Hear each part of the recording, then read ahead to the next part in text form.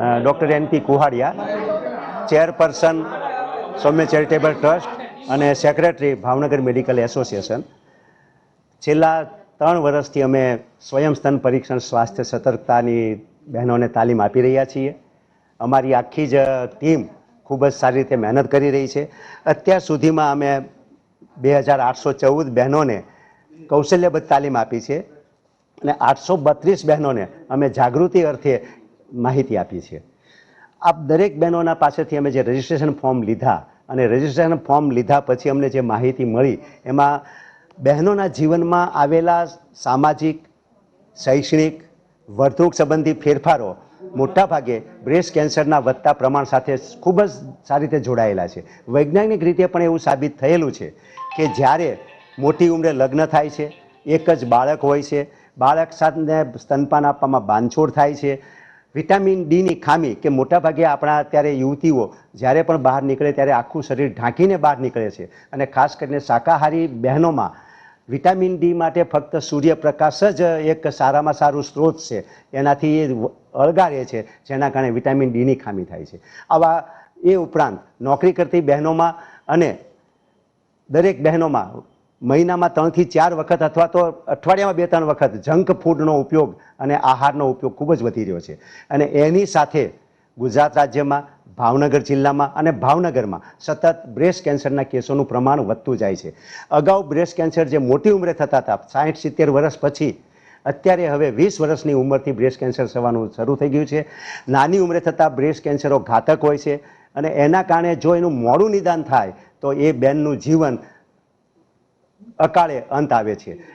અકાળે અંત આવતો અટકાવવા માટે અને દરેક બહેન પોતાની રીતે દર મહિને સ્વયં સ્તન પરીક્ષણ કરીને બહેનો પોતાની રીતે નાની એવી ગાંઠને પારખીને પહેલા સ્ટેજમાં જ પોતાના બ્રેસ્ટ કેન્સરનું નિદાન કરાવે, સારવાર મેળવે અને જટિલ સમસ્યાઓથી દૂર રહીને તંદુરસ્ત જીવન જીવે, એ હેતુ સાથે અમે આ પ્રોજેક્ટ શરૂ કર્યો છે.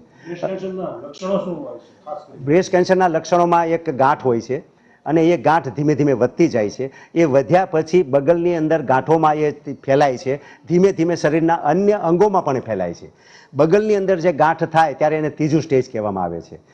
સ્તનમાં ને સ્તનમાં જે ગાંઠ હોય તો એ પહેલું ને બીજો તબક્કો કહેવાય છે. અને જ્યારે સ્તનની અંદર 1 ઇંચ કરતાં નાની ગાંઠ હોય, એના કઠણ હોય તો એ ગાંઠ પહેલું સ્ટેજ કહેવાય છે. 1 ઇંચ કરતાં મોટી પણ 2 ઇંચ કરતાં નાની હોય તો એને બીજો તબક્કો કહેવામાં આવે છે.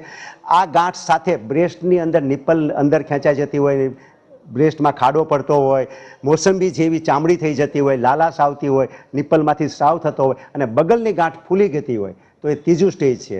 અને આ જ સાથે રોગ આગળ વધીને હાડકામાં, લીવરમાં, ગળામાં, મગજમાં કે અન્ય કોઈ ભાગમાં ફેલાઈ જાય તો એને ચોથું સ્ટેજ કહેવામાં આવે છે.